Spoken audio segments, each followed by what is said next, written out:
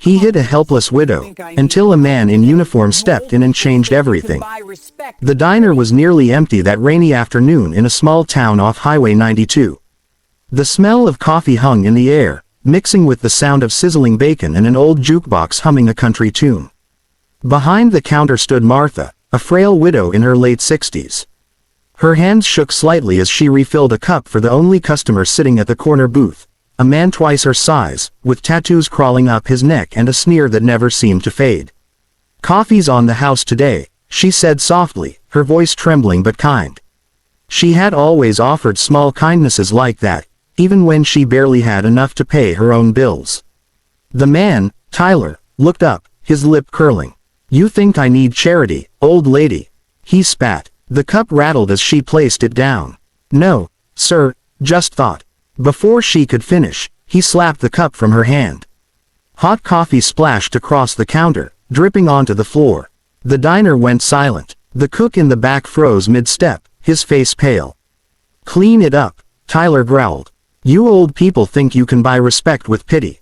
Martha bent down slowly, grabbing a rag. She didn't argue. She'd learned long ago that some storms pass faster if you don't fight them.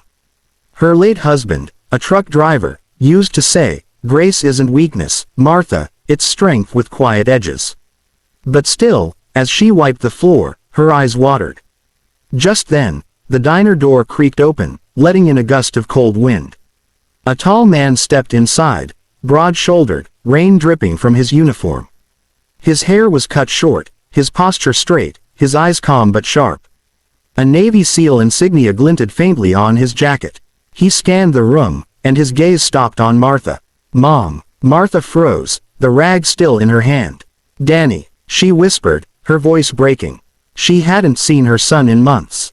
He had come home early from deployment, a surprise visit. Tyler turned, looking the man up and down. "Oh, great, another hero." He smirked, stepping between them. "This your boy, figures." Danny's jaw tightened. "What did you just say?" "I said," Tyler sneered, "your mom here's been running her mouth. Maybe she needs to learn respect." Danny's eyes darkened. He didn't raise his voice, didn't posture. He simply stepped closer until they were face to face. The room felt smaller now, charged with a quiet tension. "Apologize," Danny said softly. Tyler laughed. "Or what, soldier? You gonna teach me manners?" Danny didn't move. "No," he said calmly. "Life will, but you'll start by saying sorry." For a moment, Tyler thought he could intimidate him. He shoved Danny's chest hard. The sound of the impact echoed. Danny didn't flinch, didn't even blink. His voice was low, steady, almost colder than the rain outside. "My mom lost her husband to cancer. She's worked every day since to keep this diner open.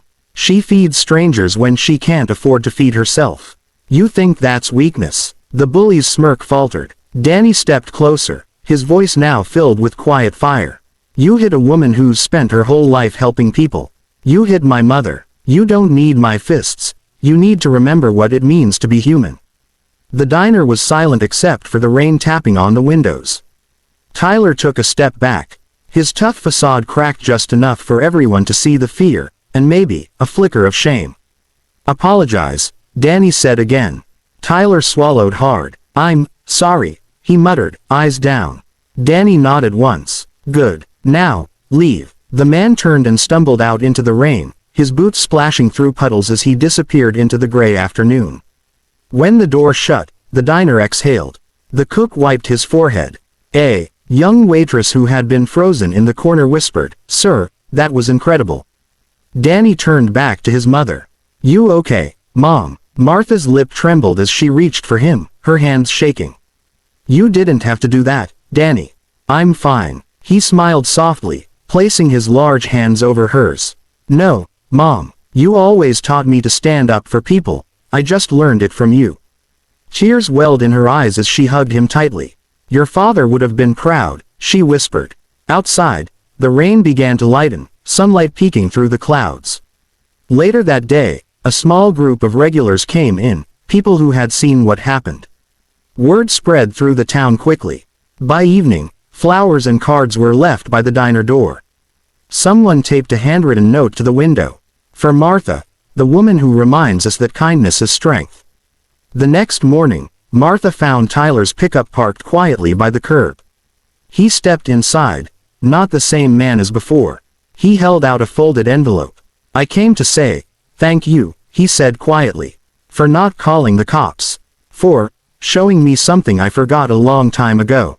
Martha opened the envelope. Inside was a few $100s and a note that read, "For the coffee, the kindness, and a second chance."